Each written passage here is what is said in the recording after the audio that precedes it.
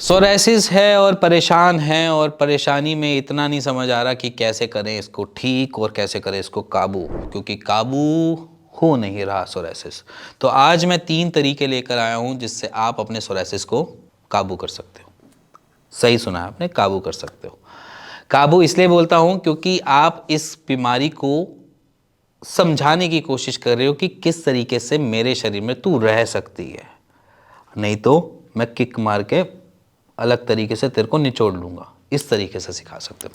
तो सिखाने का पहला तरीका है कि अगर आपको अपनी बॉडी में बेटर तरीके से सोरायसिस को सॉल्व करके रखना है, तो अपने एक पहला पॉइंट जिसे मैं लीवर बोलता हूँ, जहाँ पर हमारा खाना सबसे पहले जहाँ पर एंटर होता है, जिस जगह ऑर्गन को काम करना पड़ता है, वो है हमारा लीवर। तो लीवर जो है उसको आपने परफेक्टली फाइन रखना है। अगर जहाँ पर भी हमने देखा है कि पेशेंट्स में लीवर डिसऑर्डर्स आते हैं, जहाँ पर भी SGOT SGPT बड़ा मिलता है या बिलिरुबिन भी बड़ा मिलता है, तो वहाँ पर हम देखते हैं कि सोरायसिस के बढ़ने के चांसेस भी बढ़ जाते हैं। सो बेसिकली अगर आप सोरायसिस के पेशेंट हैं और अपने लीवर के ऊपर काम कर रहे हैं, तो आपका सोरायसिस बैठा रहेगा, इम्यूनिटी को कम काम करना पड़ेगा। नहीं तो लीवर जहाँ पर थोड़ा सा डीअरेंज हुआ, वहाँ पर आपकी इम्यूनिटी को काम एक्स्ट्रा करना पड़ेगा, और वो एक्स्ट्रा काम आप पे भारी पड़ेगा सोरायसिस बन के।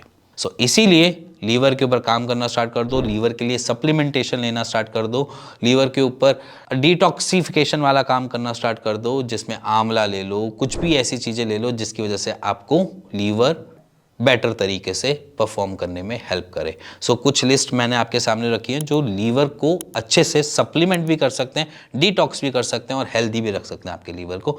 ये कुछ लिस्ट है, ये आपको मिल जाएगी, अवेलेबिलिटी भी मिल जाएगी। सो आप इस लिस्ट को स्क्रीनशॉट ले लेना और खींच लेना अपने पास, और अपने इन लिस्ट के रोज डेली ना डेली बेसिस पे कुछ ना कुछ सेवन करना चालू कर देना। अब रही बात सेकंड की कि कैसे हम न्यूट्रिशन को बेटर तरीके से और दे पाएँ जिसकी वजह से सोरायसिस भड़के ना।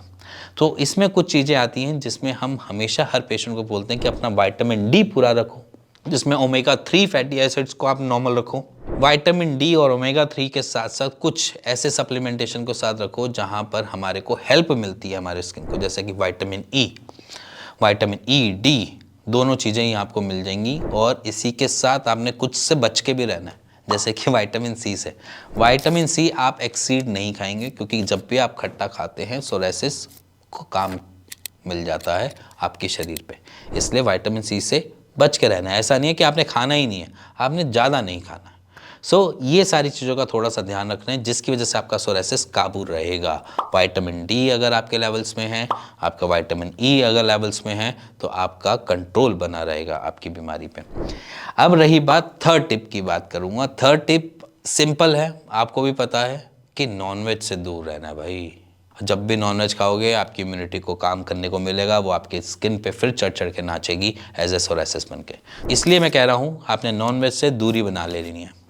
दूरी इसलिए बोलता हूँ क्योंकि दूरी नहीं बना के रखोगे तो ये आपको बार बार परेशान करती रहेगी, क्योंकि बहुत सारे पेशेंट्स रीलैप्स के जितने भी सिनारियो होते हैं, चाहे वो एलोपैथी में भी क्यों ना हो, कि वो तभी आते हैं जब वो बीमार हों, जब वो नॉनवेज खाएं, या उनका टमी अपसेट हो, या फिर कुछ ऐसी सर्जरी या कुछ ऐसे इवेंट्स के बाद हो। सो जब भी ऐसा कोई दिक्कत आती है या देखती है, तो इम्यूनिटी एक्स्ट्रा एड ऑन का वर्क करने की कोशिश करती है, क्योंकि वो मेरा नॉर्मल शरीर में भी वो ऐसे ही वर्क करेगी। तो इसीलिए सोरायसिस के पेशेंट में भी वो वैसे ही वर्क करती है जब वो नॉर्मल है। बट आपकी इम्यूनिटी थोड़ी वाइल्ड है, मेरी इम्यूनिटी थोड़ी शांत है, पर इतना फ़र्क है। तो उस वाइल्डनेस को रोकने के लिए नॉनवेज नहीं खाना और अपनी सेहत का अच्छे से ध्यान रखना है। थोड़ा टाइम सात्विक खाना खाओ, आराम से खाना खाओ, हल्का खाना खाओ, लाइट इनटेक करो, जिसकी वजह से सोरायसिस आपका काबू में बना रहे और आप अपने सोरायसिस से हमेशा विन विन कंडीशन में ही रहो।